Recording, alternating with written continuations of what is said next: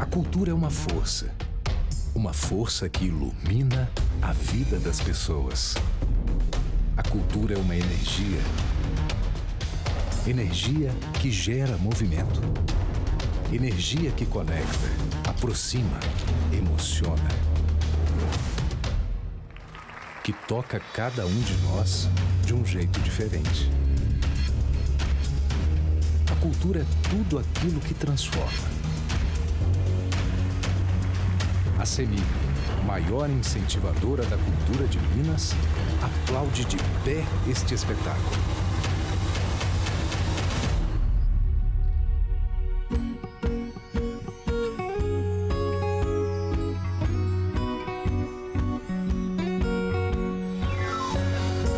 CEMIG, transformando vidas com a nossa energia.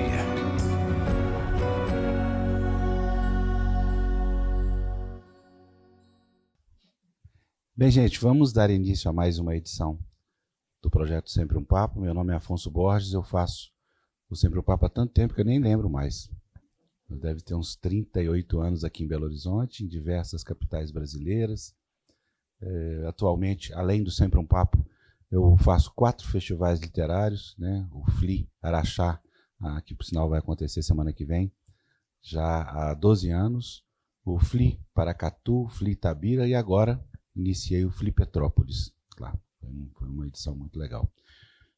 E todo o projeto continua sempre aqui na biblioteca, vai ter uma dinâmica bastante forte no segundo semestre, quando a gente vai ser patrocinado pela Lei Estadual de Incentivo à Cultura, então vamos fazer diversos eventos presenciais aqui, inclusive trazendo autores do interior para cá. Tem uma proposta bastante diferente.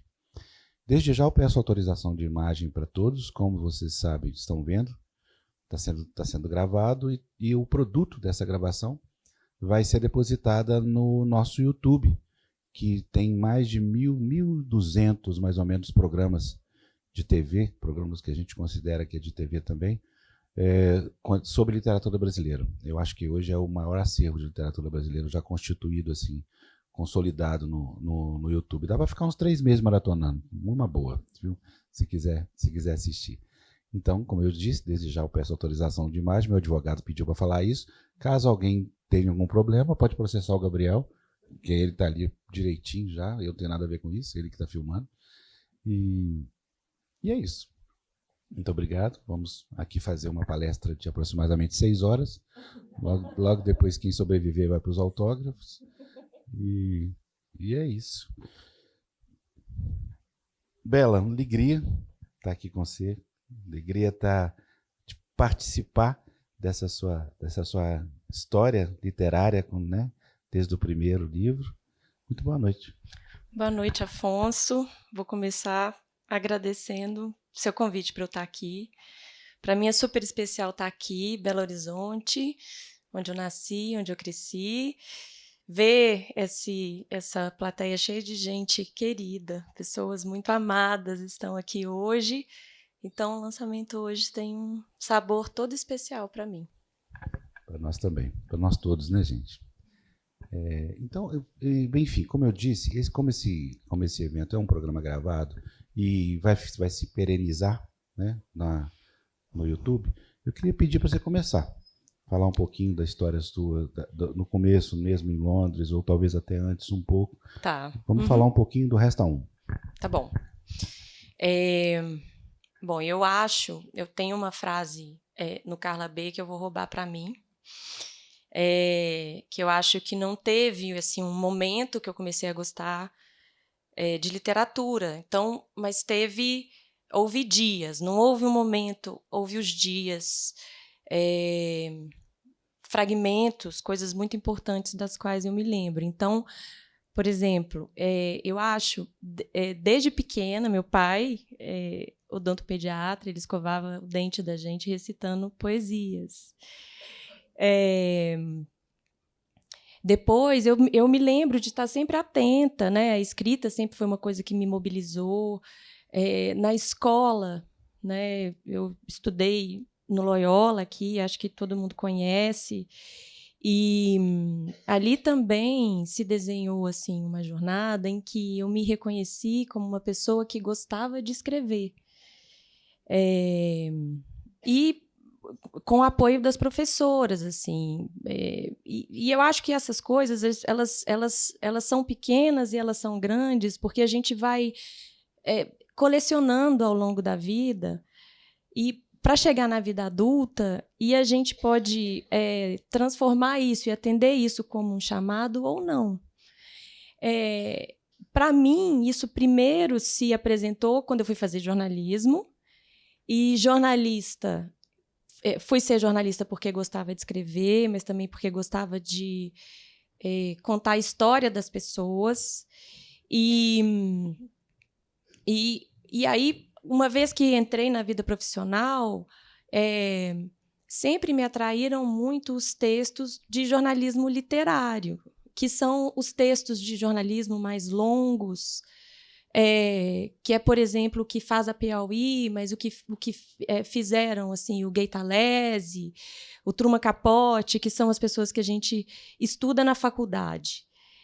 E aí, quando eu estava no momento assim da carreira que eu era editora, eu comecei a sentir necessidade de nomear as coisas que eu via num texto, porque a gente sabe intuitivamente, acho que todo mundo aqui sabe intuitivamente, esse texto é bom, esse texto é ruim, mas por que é bom? Por que é ruim? Então, quando eu comecei a tentar responder essa pergunta de um jeito assim racional, eu fui fazer um curso que eu achava que ia me ajudar a responder a essas perguntas, e foi um curso, ironicamente, de ficção, né? Um curso de escrita criativa, que é um termo super amplo, que abarca, para mim, muitas coisas. Naquela época, eu acho que eu não sabia, e daí, de novo, eu me vi numa turma que escrevia... E aí eu me vi pela primeira vez, não foi de novo, foi pela primeira vez, numa turma que escrevia ficção, e aquilo era novo e velho para mim, porque...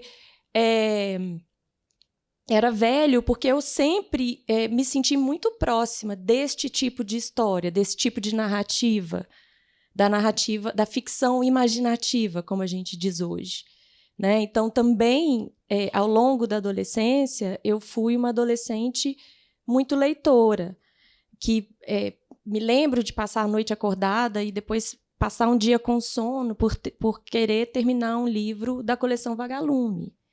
Me lembro de ficar emocionada lendo um livro da Escola na Terra e de ter gostado de sentir essa emoção.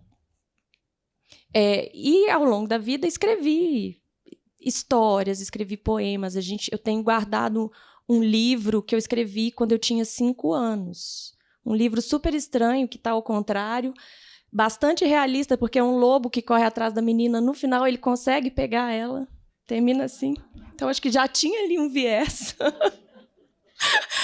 E aí, enfim, então voltei, e o que era novo eram os meus colegas que tratavam assim a palavra de um jeito muito mais livre, muito diferente do que eu tratava como jornalista. E porque eu fiz esse curso, e foi em São Paulo, foi com a Noemi Jaffe, com uma turma que era uma turma incrível, são pessoas que até hoje elas são meus companheiros assim na literatura. Eu tive a chance de morar em Londres, e quando eu estava pensando no curso, eu fui fazer um curso que me permitiu me dedicar completamente a isso. E aí não era, eles chamam de creative writing, mas eu gosto mais da tradução criação literária, pelo menos para esse curso que eu fiz, porque para fazer esse curso a gente tinha que entregar no final os capítulos iniciais de um romance. As primeiras 30.000 palavras, são muitas palavras. E eu embarquei e pude me dedicar, e fiquei por conta disso, e me senti transformar bastante, assim. Lá em Londres, eu senti a pele descascando, assim, pensava, eu acho que é isso, assim, eu estou mudando de pele aqui. Estou virando outra. E quando eu voltei, foi que eu voltei de lá, eu tinha 2 livros na mala. Eu tinha o Resta Um e tinha o Adeus é para Super-Heróis. O Resta Um foi um livro que eu contei muito com o feedback, os comentários da Bernardina Evaristo, que é minha tutora querida, uma super escritora, que até hoje a gente tem muito contato. E o Adeus foi um livro que surgiu ali nas oficinas. Então, trouxe os 2 na mala para o Brasil. Terminei os 2 aqui. E inscrevi o Adeus é para Super-Heróis no Barco a Vapor. O livro ganhou o prêmio. E com isso, abriram-se as portas. O Afonso fez essa ponte com a companhia.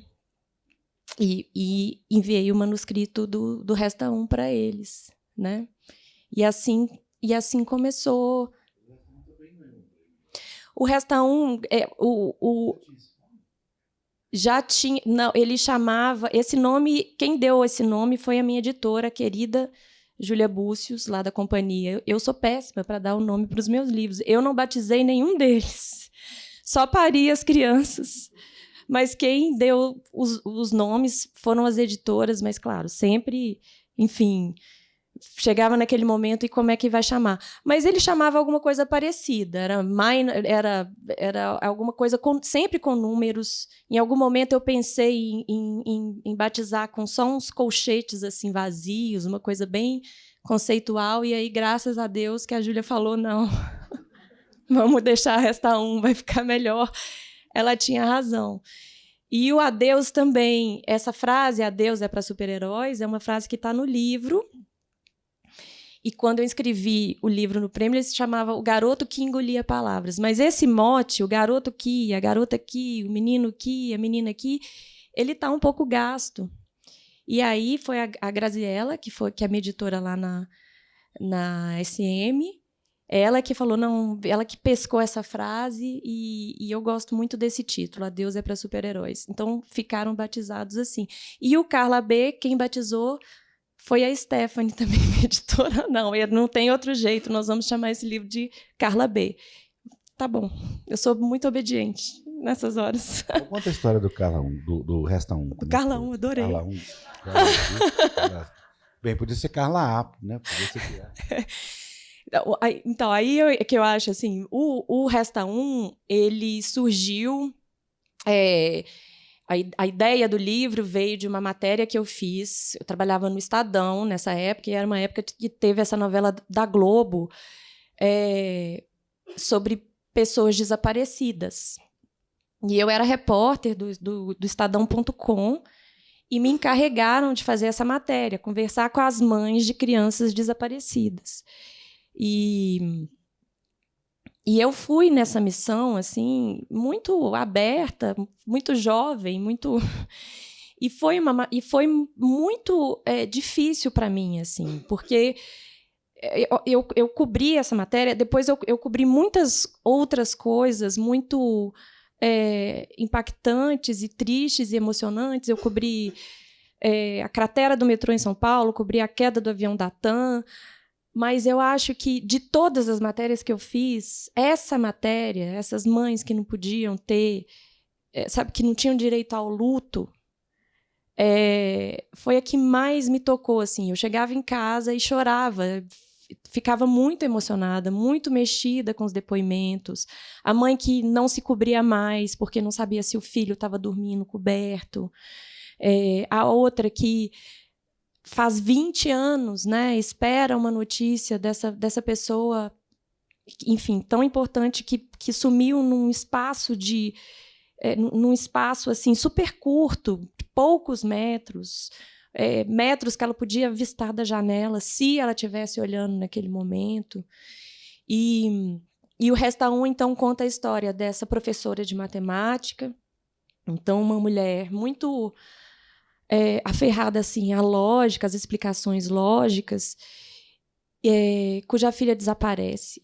E no momento da história que a gente encontra com ela, essa filha já está desaparecida há bastante tempo, e e ela recebe uma pista por um computador, por um e-mail anônimo, de alguém que diz ter pistas da filha dela. E isso é um disparador da história, né? A história começa aí e a gente, então, acompanha essa jornada dessa mulher junto com uma outra voz que entra no livro e que eu acho que inicialmente não se sabe muito bem o que é, quem é, e à medida que a história avança vai ficando um pouquinho mais claro. Beleza. Vamos então agora para o Carla B? Vamos. Mas antes um pouco, sobre a técnica do Resta 1. Né? Você fez verteu a realidade para uma história, né? Foi. E usou uma técnica bastante diferente do Carla B. Como é que fala um pouco disso, do fazer este livro?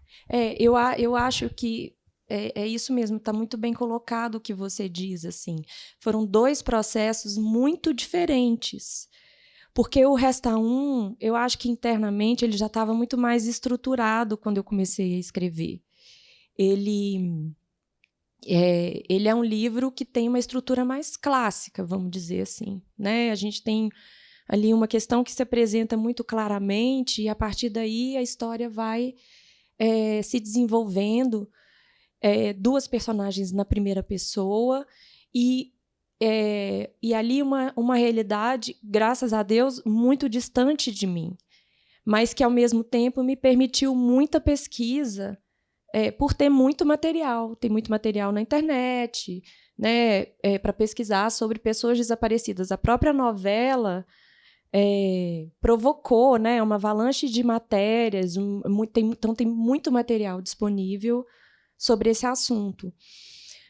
O Carla B, ele nasceu a partir de um conto que eu escrevi,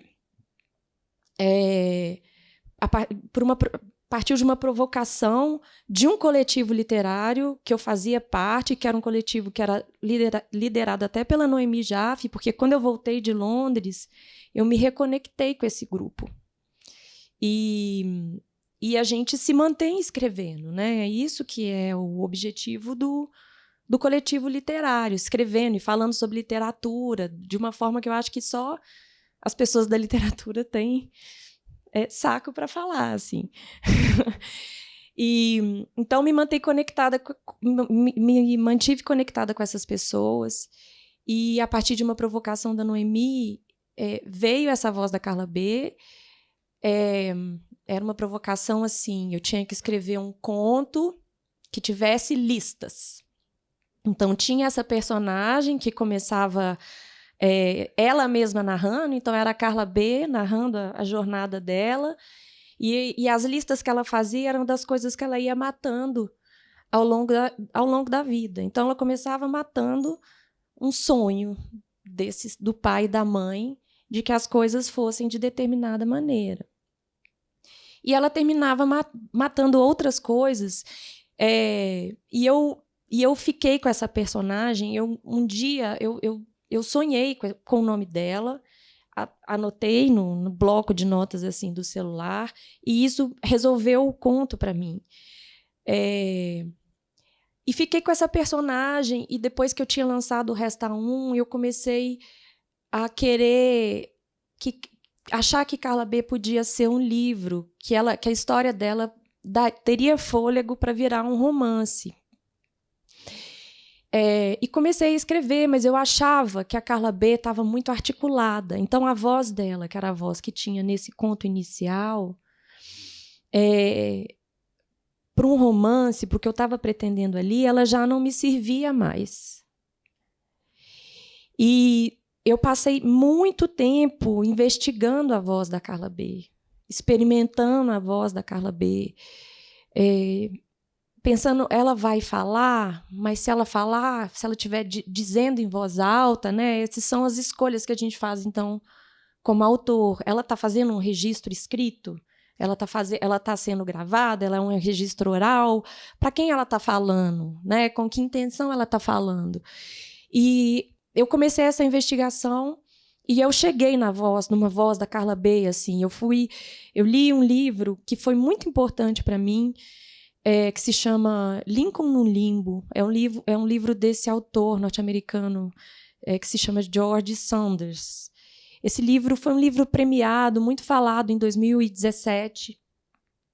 É um livro lindo, muito experimental, assim, conta a história do Lincoln, o presidente Lincoln, foi presidente dos Estados Unidos, e o Lincoln perdeu um filho de 8 anos. Então, saindo do Resta 1, fui chegando nesse outro lugar que tinha uma história mais ou menos parecida, mas principalmente o modo como ele escolhe contar a história, que é muito interessante.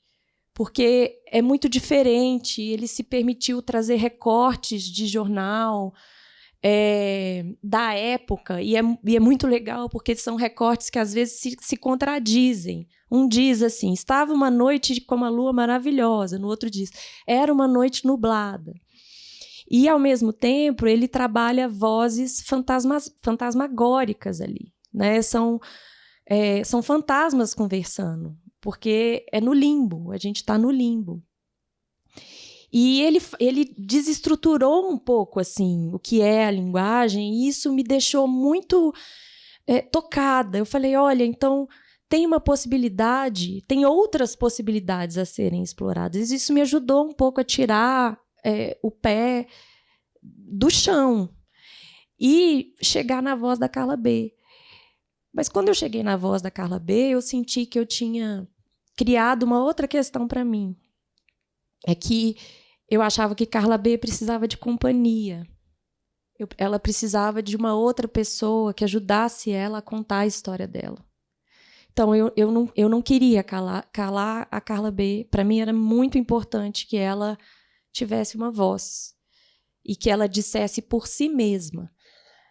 Mas foi muito importante também que ela tivesse uma companheira, alguém que ajudasse a Carla B a conduzir a história. E aí nasceu a Saramara. Então, a Saramara veio depois da Carla B. Em um sentido, ela é mais jovem que a Carla B, embora muito mais velha. Você acha que você consideraria que a sua literatura é policial? Sabe, outro dia eu estava escutando um podcast muito bom, assim, e eles estavam falando sobre isso da literatura policial, como tem pouca literatura policial no Brasil, mesmo traduzida, e outros países têm uma tradição muito forte, a Itália, por exemplo, né, de literatura policial. E eu fiquei pensando, será que eu escrevo literatura policial? Mas eu acho que não. Eu tive até vontade. Eu acho que a literatura policial tem outros elementos que não estão nos meus livros, mas eu acho que, sim, eu escrevo suspense, thriller, talvez. Eu acho que isso talvez se encaixe um pouco mais com o que eu trago para os livros, assim. Como é que você chegou na estrutura, principalmente inicial do seu livro, nessa coisa travada que é o início? Foi um longo processo, assim, porque, olha só, enquanto o Resta 1 eu tinha uma estrutura muito clara, quando eu comecei a escrever esse livro, eu não sabia, não tinha ideia de para onde ele ia. E depois que eu cheguei na voz da Saramara e na voz da Carla B, uma primeira versão desse texto, ele terminava depois que as duas tinham uma briga e a Saramara via a Carla B indo por um lado esquisito da rua que ela nunca ia. E quando eu terminei aí, eu não sabia para onde Carla B estava indo, e eu também não sabia para quem Saramara estava falando. Mas a Saramara já dizia assim nesse texto, eu declaro aqui, por isso eu devo declarar que... E por que ela dizia isso, as pessoas que leram, pessoas queridas que leram, disseram, mas por que ela está falando assim? Com quem que ela está conversando?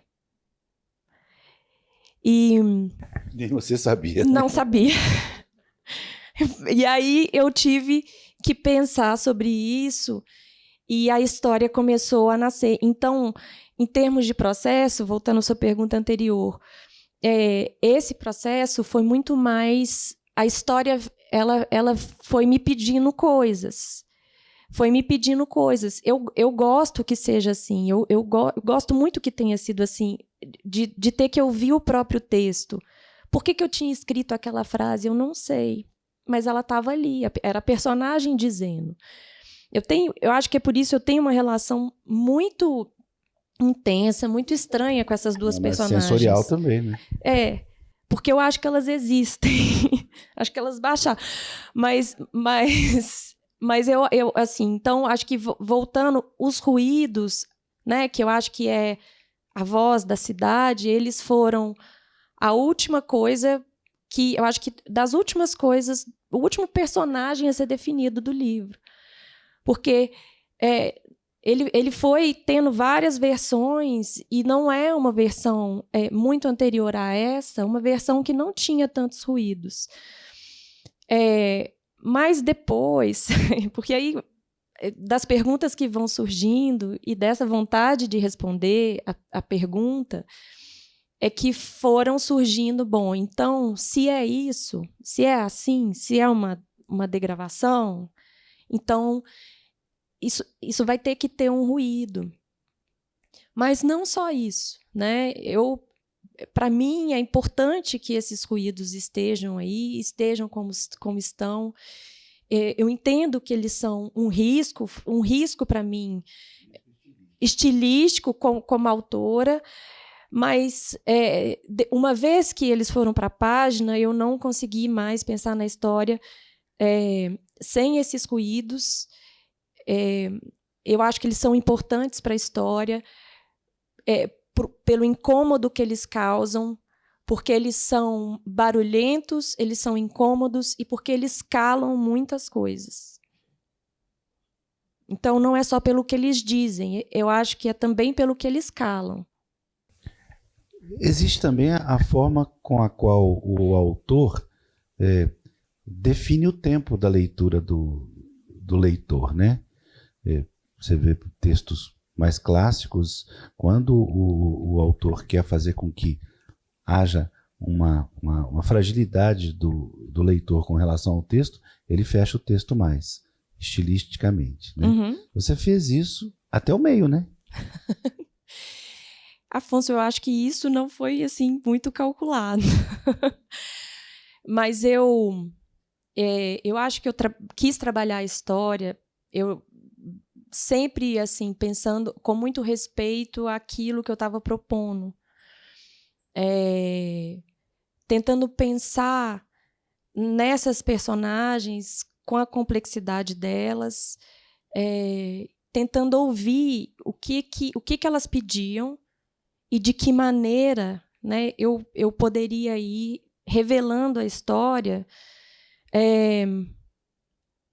acho que talvez num determinado tempo, para que desse, para que elas fossem compreendidas de uma maneira mais esférica. Eu acho que isso sim, né? Carla B, ela não é uma personagem que se revela completamente. Era a minha intenção que fosse assim, né? Eu acho que Saramara também não, né? E o interlocutor muito menos. Bem chato ele. Que bom que você achou ele chato. Eu acho que a gente vai conferindo ali qualidades a ele. Espero que isso vá variar de leitura a leitura, né? Acho que a gente compõe esse interlocutor com um pouquinho da gente, né? Se você tivesse que falar para a pessoa que está te ouvindo ali agora, uma síntese do Carla B, faz isso. Vamos ver se você está conseguindo. Isso demora, né? Não, eu não consigo fazer isso. Eu já tentei e já sentei e já me propus. Eu não consigo fazer isso. Eu consigo dizer como o livro começa. É o máximo. E mesmo assim, precisei organizar bastante. Mas eu diria que é um livro em que essa mulher, que se chama Saramara, conversa com um interlocutor misterioso, tem um corpo caído no chão e Carla B, que morava com a Saramara, está desaparecida. Acho que é o máximo de síntese que eu consigo chegar e é o começo do livro. Não é uma síntese da história. Pessoa não entrega, né? Gente, quem quiser fazer pergunta, fica à vontade. O primeiro, ninguém quer fazer, depois na que eu falo para terminar, ficam com ódio de mim, né? Como sempre. Então fica à vontade. Viu? Enquanto isso, eu vou conversando. Tá bom? Alguém quer fazer uma pergunta? Oba. Cadê o Peron? Vem cá, espera o microfone, senão ninguém vai ficar sabendo que você existe. Cadê o microfone? Chama ele lá. Fazendo favor. Pode falar.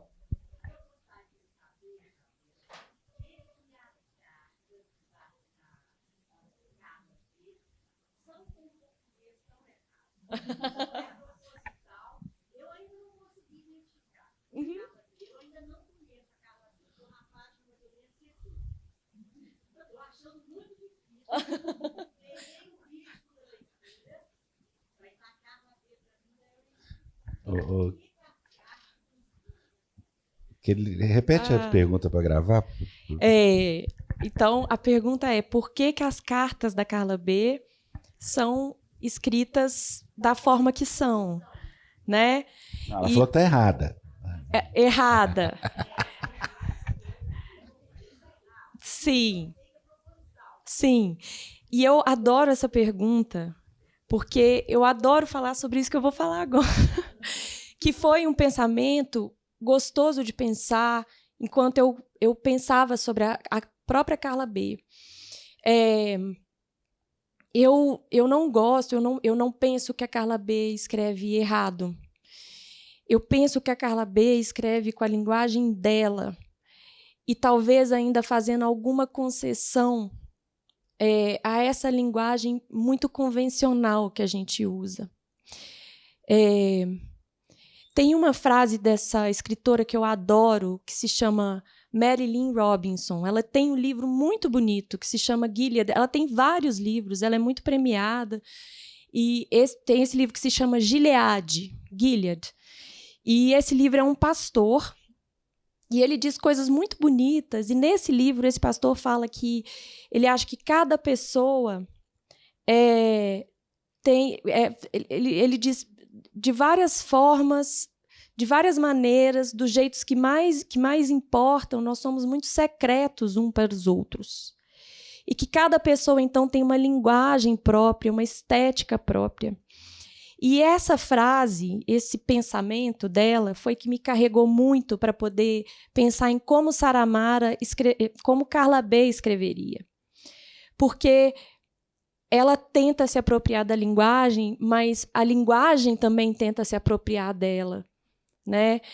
E ela não, a linguagem tem isso assim. A linguagem, ela é, como tantas outras coisas, um empréstimo que a gente faz constantemente, porque nós não fundamos as palavras. As palavras já estão aí e a gente pega as palavras por empréstimo e usa as palavras para a gente se comunicar.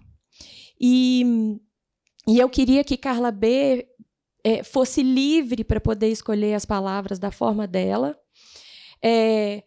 fosse livre para se dobrar ou não ao que já foi estabelecido muito antes dela, ao que inventaram para ela.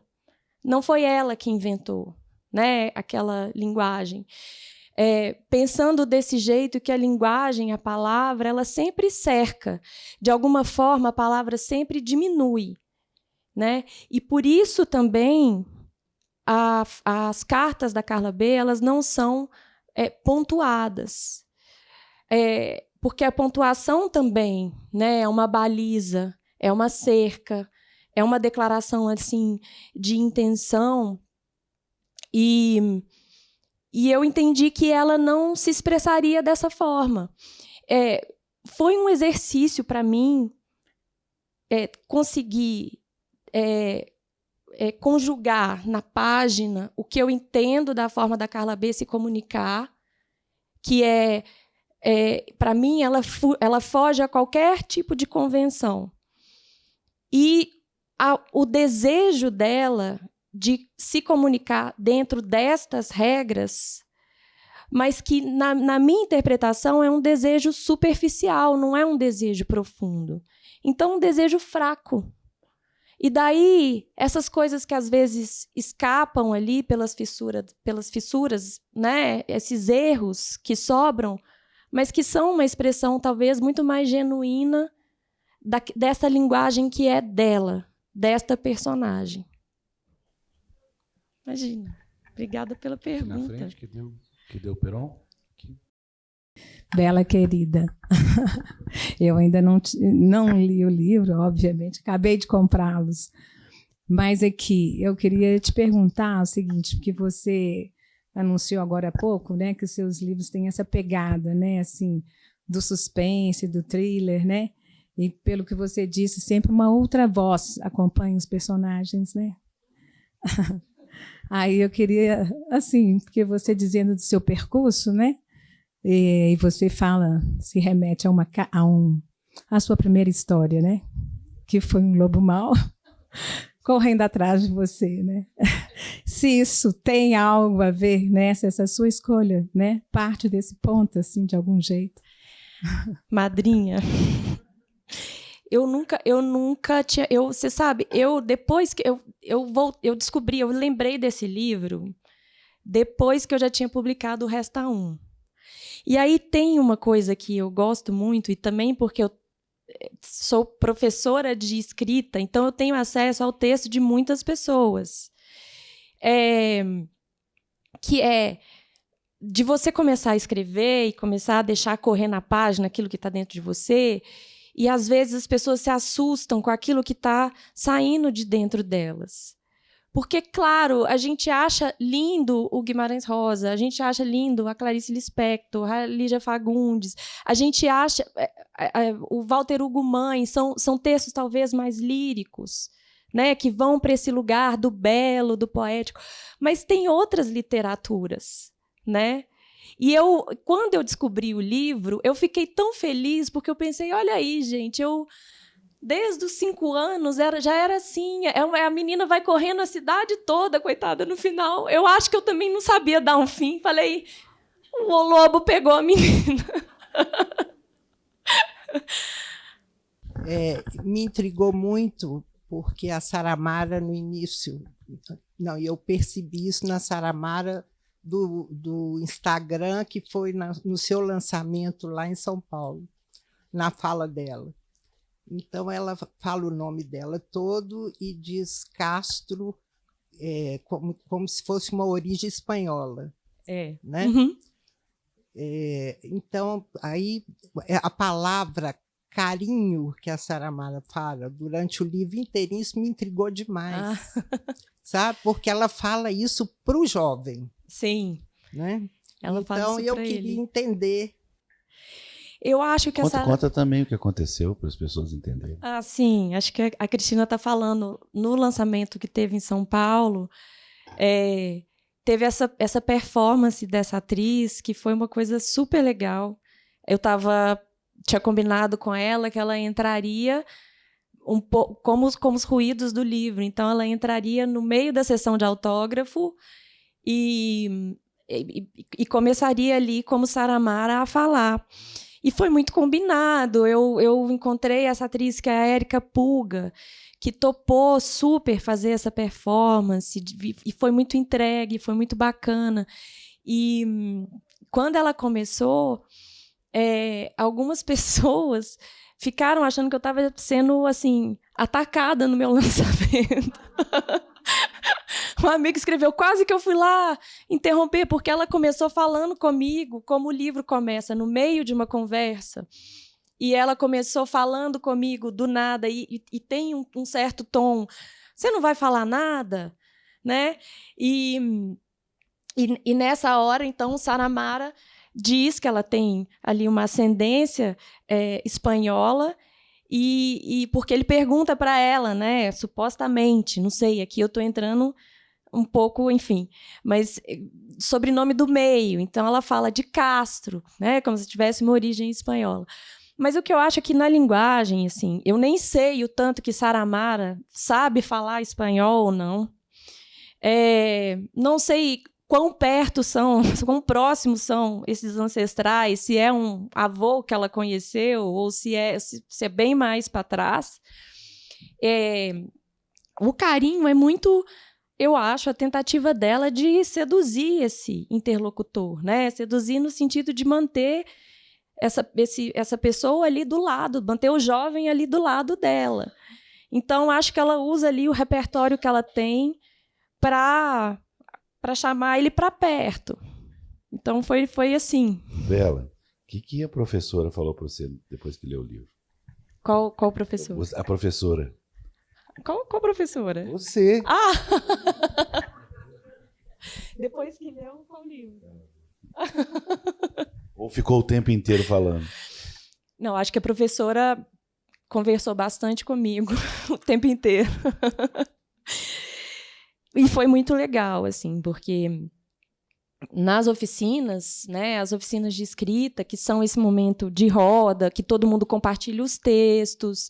Então, eu fico de um lugar super privilegiado, lendo os textos dos alunos, que alguns, enfim, são escritores já publicados, e eu tenho acesso aos textos deles, e eles não têm acesso ao meu.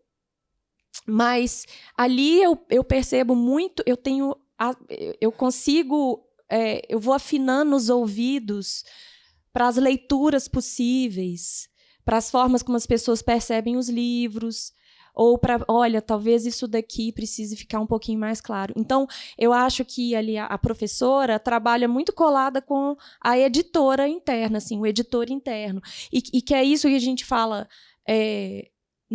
Nos cursos, né, num curso de escrita, você vai aprender a identificar no texto e a nomear no texto aquilo que te encanta, aquilo que te incomoda. Mas esses nomes, eles são para o editor interno usar, não é para o escritor. Porque eu acho que faz bem para o escritor ligar a torneira e deixar a água correr. Se sair primeiro um pouquinho de água enferrujada, não tem problema. Você continua, e depois você volta ao livro, volta ao seu texto, aí sim, com seu editor interno mais aceso, né? Com esse olhar um pouco mais crítico. Se você conseguir ter alguma distância também desse texto que você acabou de escrever, melhor ainda, porque você consegue olhar com olhos mais frescos, né? Você de repente consegue abrir mão de uma frase que você achou que estava incrível e, na verdade, ela está levando o texto para um outro lugar. Então é isso, acho que eu respondi, né? Pergunta, gente? Só o microfone. Ei, Isabela, tudo bom? Meu nome é Marcelo. Prazer, Marcelo. Tudo bem. Muito obrigado por ter falado o nome. Vou ter o maior problema com o pessoal que não falou, Marcelo. Obrigado. Depois eu te conto que eu conheço todos. Então, mas apesar de você já ter dito que não deu nome, só pariu, eu penso que a porta de entrada é o nome. Por que Carla B? Então, já vou aproveitar, e por que a Saramara também? Obrigado. Eu gosto, assim, neste livro em particular, né, eu fiz esse exercício dos nomes únicos, vamos dizer assim. As razões para os nomes das duas, Saramara e Carla B, são diferentes. Eu acho que a da Carla B fica mais clara, o nome dela, a razão do nome dela fica mais clara ali na leitura do livro. E o da Saramara, eu não me lembro exatamente como me veio esse nome, mas eu tenho uma sensação de ser alguma coisa assim, que eu ouvi errado, eu ouvi mal algum dia, ou eu li errado, e depois, sabendo que eu tinha lido errado, ou que eu tinha ouvido errado, eu falei, nossa, mas esse nome, que legal esse nome. Eu me apeguei a ele, ao Saramara.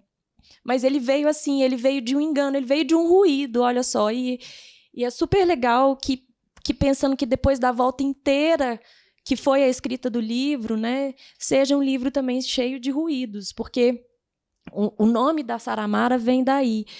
E o livro, eu gosto que o livro se chame Carla B, e para mim é muito interessante que a gente diga o Carla B, né? Hoje eu vou lançar o Carla B lá em Belo Horizonte. Então, esse jogo também acabou ficando super interessante, porque é a minha proposta aqui.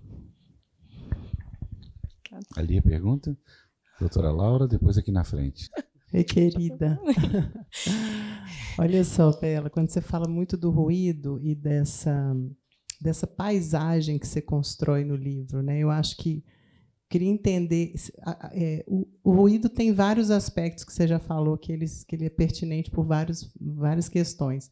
Mas se existe essa intenção também de você criar uma imagem de fundo, como se de fundo e tão presente ao mesmo tempo, de uma cidade como São Paulo, urbana, caótica, como que isso, através dos ruídos e da descrição da Saramara, da conversa, como é que isso emoldura um pouco a história. E a gente consegue sentir essa paisagem a partir do texto e desses ruídos que você insere. Então, eu queria entender se isso realmente foi uma construção que você também cria figuras, que cria imagens. Então, é um livro visual também, nesse sentido, porque ele enseja essa percepção de paisagem, né? Ai, adorei o que você falou, Laura. Fiquei feliz. Eu acho que sim. A cidade é um dos assuntos do livro, né? Assim, também. A questão da habitação, da morada. E o que estar no centro de uma cidade como São Paulo significa. Mas eu quis também, eu acho que essa imagem, né, que eu acho que os ruídos vão criando, e que eu acho que não é uma imagem agradável, eu acho que tem a ver com uma certa expulsão, né, das pessoas ali. Tem a ver também com esse fenômeno, essa coisa da gentrificação. Eu gostaria que isso se amplificasse para todas as cidades, né? Eu gostaria que isso se encaixasse, para mim, na minha imagem mental, na minha construção mental. Isso serve para vários lugares. Então, assim, foi muito intencional e foi muito, para mim. Eu sei que é desafiador no texto, porque ele vai travando o texto, mas a cidade em si, né? Ela também ela causa esses solavancos, essas trombadas de subjetividades. Né? Porque, no fundo, é isso. Eu acho que é uma manifestação da cidade ali também querendo falar e querendo calar, querendo falar e querendo calar. E, entrando nisso da gentrificação também, eu coloquei, né, a história se passa no bairro do Santa Cecília, no centro de São Paulo, ou que se chama de centro ali de São Paulo, um dos bairros que compõem o centro de São Paulo. Foi um dos lugares que eu morei brevemente, mas morei lá há algum tempo. E, para escrever o livro, eu voltei muitas vezes a esse bairro, muitas vezes. E eu fiz um estágio, não sei se eu posso chamar de estágio, ali num açougue da região, que me recebeu assim, de portas abertas. Eu cheguei a formalmente pedir para uma pessoa perguntar se eu poderia trabalhar como estagiária num estágio, num açougue. E aí eu estava quase conseguindo, e aí ela não quis, acho que ela, não sei se ela ficou com medo, ela parou de me responder. E aí eu decidi que eu ia caminhar pelas ruas ali do centro de São Paulo e ia de porta em porta, de açougue em açougue, porque tem muitos. Você foi comprando carne moída em carne moída? Não, sem comprar nada. E aí eu cheguei no açougue do seu Elcir, que fica quase em frente à igreja de Santa Cecília, e me apresentei e falou: eu estou escrevendo um livro, e esse livro tem cenas que se passam no açougue. Será que eu poderia fazer um estágio aqui? Aí ele falou: não, um estágio você não pode fazer, mas se você quiser ficar sentada aqui... Aí eu falei: tá bom, eu quero. Então, eu ia para o açougue do seu Elci, às vezes 2 vezes por semana, às vezes 1 vez por semana, ficava ali um tempo vendo o que as pessoas... quais eram os assuntos, quais eram as palavras. Aprendeu a cortar carne? Não. Não aprendi a cortar carne, não pude chegar assim perto do fazer. Acho que ele talvez tenha, enfim, jamais teria essa... Acho que ele precisa de muita habilidade, muito treino. Mas não quis. Ele olhou e falou, essa... A louca que chega aqui pedindo estágio, não vou dar uma faca para ela de jeito nenhum. Estágio no açougue, essa daí, será que está tudo bem? Mas, enfim, fiquei ali. Então, para terminar a história, voltando na gentrificação, porque o Santa Cecília é um bairro que está se gentrificando e tem muitas coisas no livro que eu acho... Uma coisa que eu acho que é absurda, que não parece real, mas que são os apartamentos, por exemplo, de 10 metros quadrados que estão anunciados ali, os prédios novos, todos afastados da rua, do espaço urbano. Então, é quase como sabe, aqui eu estou me separando aqui um pouco. Então, eu fiquei muito tempo indo no açougue do seu Elci e conheci as pessoas e conheci a rotina. E aí, depois eu fiquei muito tempo sem ir ao açougue. E quando eu voltei ao Santa Cecília, de novo, tentando me conectar com o livro, com os barulhos, com a rotina do bairro, o açougue do seu Elci já não estava mais lá. Então, eu não me despedi do seu Elci, eu não sei o sobrenome do seu Elci, e o açougue, que era um açougue pequeno, com seus personagens ali, as pessoas usando as roupas próprias, uma touca, mas uma bota mais velha, virou um açougue com um pé direito super alto, hiper iluminado, as pessoas todas uniformizadas. Então, ao longo da minha pesquisa para o livro, eu testemunhei, né, uma mudança, essas mudanças do bairro. E essa, em particular, me tocou mais ainda. Você permite que o Alexandre fale primeiro antes de você? É só porque o microfone já está aqui do lado. Tudo bem, Bela? Ei, Alex. Todo mundo que leu o Resta 1 deve ter ficado com aquela expectativa do tipo, e o segundo, né? Quando que vai vir esse segundo livro? Em que medida que esse livro vai dialogar com o primeiro, né? E quem te conhece sabe do seu processo, da sua vinda do jornalismo para a literatura e todo essa pesquisa do Resta 1 que você falou que você fez, né? De entender aquele tema e de narrar também, de contar uma história também com um viés de reportagem, assim, gerando aquela curiosidade no leitor, né? Tudo aquilo que você trouxe no Resta 1. E aí vem o Carla B. Eu fiquei pensando muito no Los Hermanos, sabe? Assim, quando ele soltou o primeiro álbum, todo mundo ficou apaixonado com a Ana Júlia e vem o bloco do Eu Sozinho na sequência, que o disco, o cara da gravadora falou assim, cadê o hit? Né? E eles falaram, não vai ter hit. A sensação que eu tive com Carla B, eu tive, né, o privilégio de poder ler antes, né, a gente pôde trocar sobre o livro, é que ele não era nada do que era o Resta 1, a princípio, né, num primeiro olhar.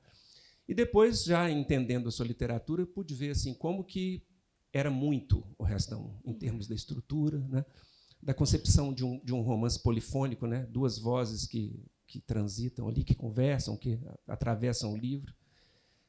E óbvio que eu também fiquei no plano da comparação, porque o segundo livro a gente fica comparando e tentando entender como é que é essa literatura, para onde que isso aqui vai.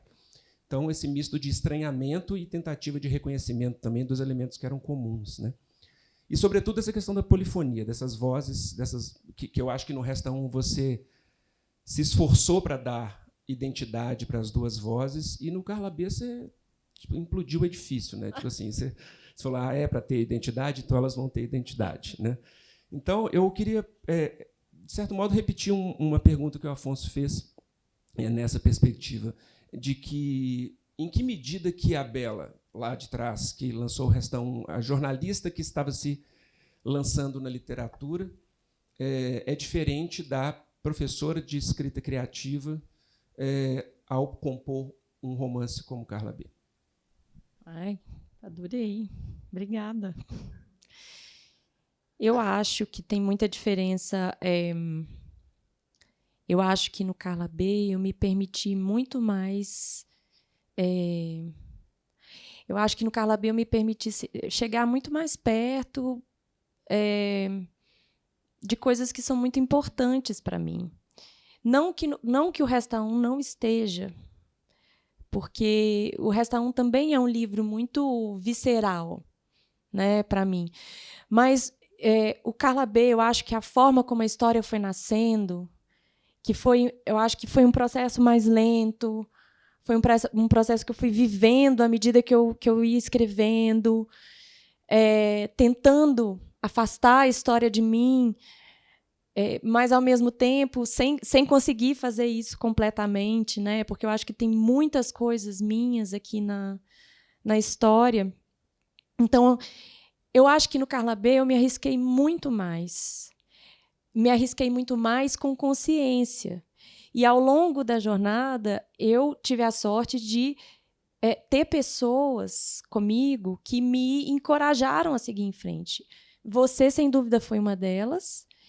E eu me lembro de conversar com outros amigos, também autores, também escritores, e poder dizer, mas com muito orgulho de dizer, é um livro estranho.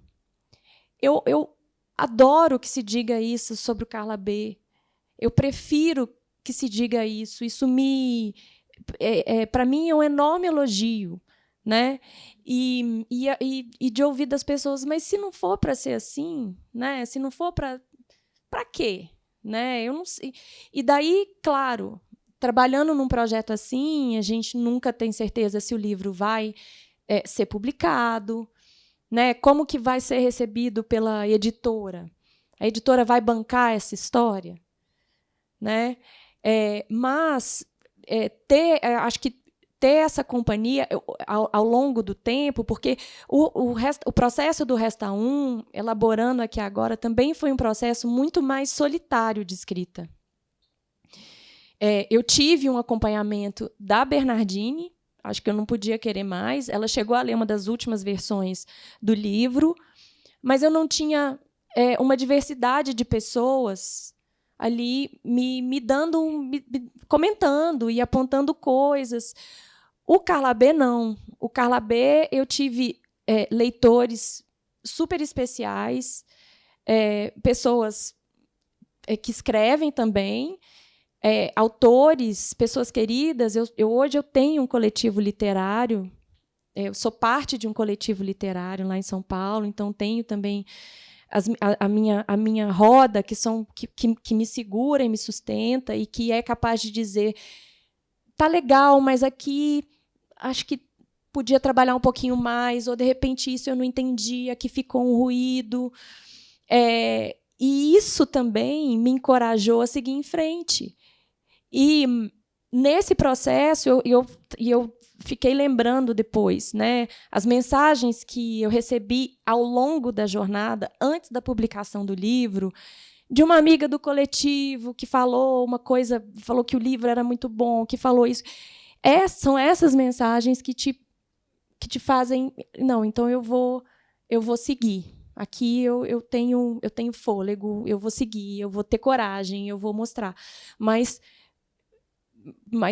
foi muito mais arriscado. Eu sinto que eu me arrisquei mais, e acho que não preciso assim dizer da minha enorme alegria quando eu fiquei sabendo que a companhia ia publicar o livro. Eles tinham topado o livro. Então ótimo. Então vamos em frente.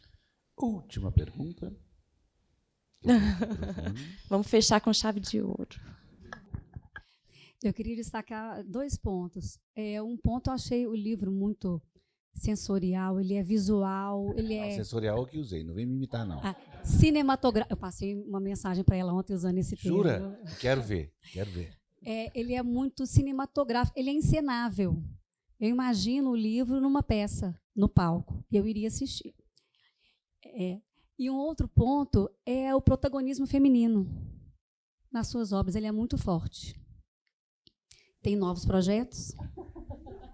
Adorei suas colocações. Agora, realmente, eu falei com a Bela aqui fora, se recortar o livro, é quase uma peça de teatro pronta. Eu tenho, isso para mim é um projeto, é ver Carla B nos palcos, assim. Eu tenho muita vontade de fazer isso, tenho uma ideia cênica para isso. Cheguei a conversar com a Érica, que foi essa atriz que emprestou ali o corpo para a Saramara no meio do lançamento. Mas sinto que assim, teria que trabalhar o texto, né? Fazer essa transposição, teria precisaria de uma dedicação para fazer essa tradução, vamos dizer assim, né? De pegar ali o livro, mas fico muito feliz que o livro chegue dessa forma vivo para as pessoas, né? E eu tenho esse olhar, eu acho, para a mulher, para as questões femininas. Eu acho que Carla B traz de novo questões femininas que, para mim, né, questões conectadas à mulher, ao corpo da mulher, que são muito importantes para mim. Acho que uma certa assim, dificuldade de escrever personagens homens. Talvez pudesse me arriscar e chegar aí, né? Talvez precise, talvez um próximo projeto peça que eu vá a esse lugar. E tem um novo projeto. Eu, ao longo, principalmente do Carla B, né? Eu fui descobrindo como que eu preciso da escrita para me sentir bem, assim. Tem a ver com o meu bem-estar mental, escrever. Então isso é uma coisa que está na minha rotina. Quando não está, eu sinto muita falta. Pratos começam a cair. E aí, quando eu paro para pensar, eu já sei, eu preciso voltar. Então, tem um novo projeto, mas assim, eu acho que, de novo, é uma outra mulher. Bela, muito obrigado. Obrigada, Afonso. Gente, vamos para os autógrafos. Obrigada, gente. Obrigada.